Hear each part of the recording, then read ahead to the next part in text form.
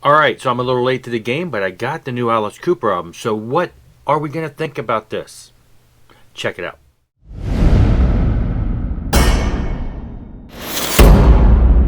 So yes, in my previous video, I mentioned how I had, in recently going from glasses back to contacts, I got the gift card from Best Buy. And one of the things I purchased for a really good price was the Kiss Alive, which I showed in the last video.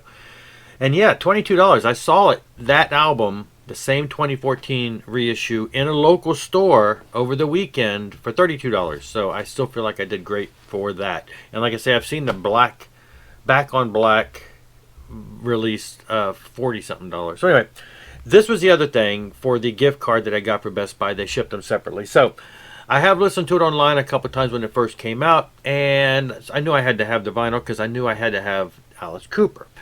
So I've seen some people discussing it. I've heard a couple reviews of it.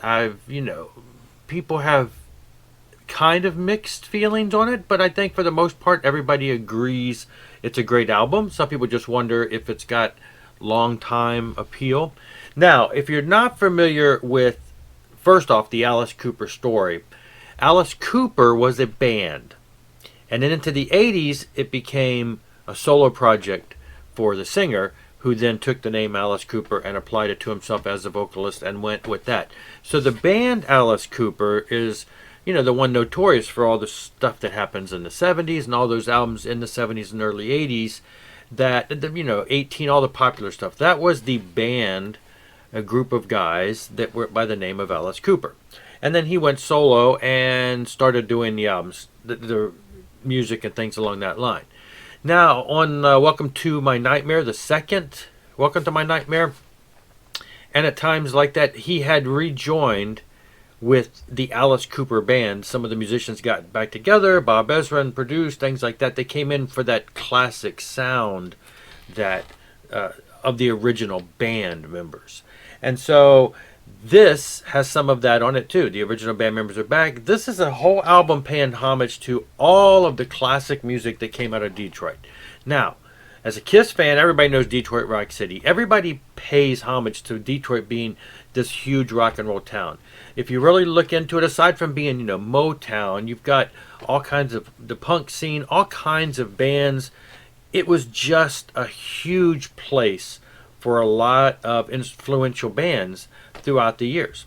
And so it says Made in Detroit. Everything about this album is paying homage to and centered around stories of Detroit. And there are some cover tunes on here that are also doing the same. Now, before this came out, last year we did get the Breadcrumbs EP. Now this has some guest stars on here, some people from that same scene, including Mark Farner, classic people that are on here. And there are 5 songs on here. 1, 2, 3, 4, 5, 6 songs on here. And one is Detroit City 2020. Now, this has a couple of those songs. In this case, it's Detroit City 2021.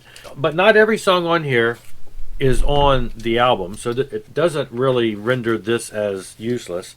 Detroit City, Go Man Go, East Side Story, But Devil with the Blue Dress, Your Mama Don't Like Me. Some of these tracks did not make it over to this, so it is worth having that.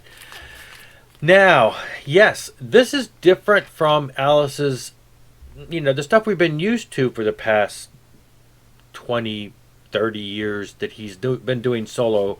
Not drastically, but a lot of his stuff is telling stories. It's based around horror stuff. Some of it's just flat out shock rock. It depends on the album. You have some themes on some albums. You've got some stories. Obviously, the Nightmare, Welcome to My Nightmare, the second Nightmare, as well as the first, were theme stories. This is a bunch of songs that do have a theme of, like I say, paying homage to Detroit, the scene. They're not connected in the sense that they tell a story, but each one tells a story. And each style is a little different. And really, this album is all over the place. For the most part, though, it's still got the Alice feel. It still has that style that is reminiscent of his.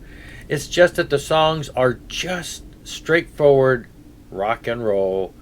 Not a whole lot of flash. Not a whole lot of anything that would set it out. It's just, but it's really good. I really enjoy this. So does it have long appeal? I think it will, for me at least. The songs are catchy. Like I say, the styles are all over the place. Now, one of the first songs that really stuck out to me, not only is it very quirky as far as the way that it is, just the way that it's presented, but also the lyrics, was Our Love Will Change the World, the third track on the first side. It very much, when you listen to the lyrics the lyrics as sung by the people today that are in the cancel culture, just, because the chorus goes, our love will change the world into a strange place.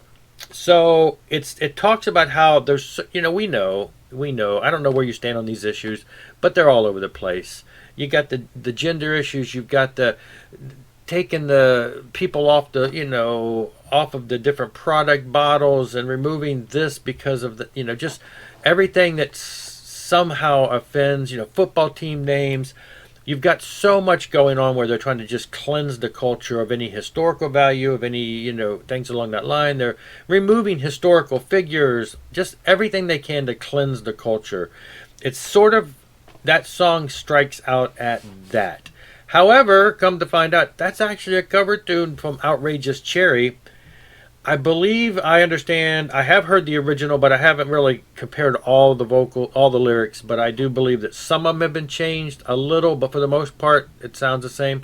So I'm not 100% sure, because I just discovered this recently. I'm not 100% sure the intent of the Outrageous Cherry version, which is way more than 10 years old in the 2000s. Not sure what their intent was with the lyrics, but the way that it comes across, and I believe the reason he uses it on here is to show just some of the craziness that's in the world with the cancel culture and the things that people are pushing to change. Now, other than that, though, lots of cool songs. Social Debris is already a song you've probably seen the video for that. That's just straightforward, great stuff there. Detroit City 2021. But you've also, you've got Hanging by a Thread, Don't Give Up. That's another song that is geared towards everything we've been through. And it starts off really with him talking about how we're tough, we bounce back, we're resilient, don't give up, things are tough, the world has been crazy. And it's kind of that kind of it's near the end of the album. The other one that's really good that comes after that is Shut Up and Rock. And that is really poignant, to the point where you've got people who are, who think they're something, whether it be rock stars, whether it be, movie stars, people that think that they're famous and that they're being famous celebrities gives them the right to, who cares? He's saying, and in this case he's talking about, musicians who think that their political views matter. It's like, you're a musician, shut up and rock. So it's kind of really, cool, in the sense that, it's just people who think that there's something and that we should listen to them and follow them. And it's, you get frustrated with that, especially when it's some of your favorite people, some of your favorite musicians are all of a sudden getting up and making a fool of themselves and saying things that maybe is causing a lot of flack. And so he's just kind of like, look, shut up and rock. But overall, the songs are just, they tell a story in the sense of there's a lot of guests on here. There's a lot of the stories in it are talking about, the musicians of that time and the Detroit scene. And a lot of stuff has come out of that. And this is a really cool album paying homage to that with a lot of different people on it. But yet it still very much feels and sounds like a traditional Alice Cooper album. So yeah, I'm giving it 2 thumbs up. It's great stuff. If you haven't checked it out, check it out. It's on all the streaming services. It is a double record set. It's 45 RPM, so it's pretty well done in that aspect. 15 songs, so it's loaded. It's not like you're getting shortchanged with the songs there. But anyway, check it out. I've really enjoyed it. I'm glad to finally have it in physical format, and it sounds really great. So check it out if you haven't. That's all I've got for right now. Thanks for joining me. I will talk to you later. Rock on and rock hard.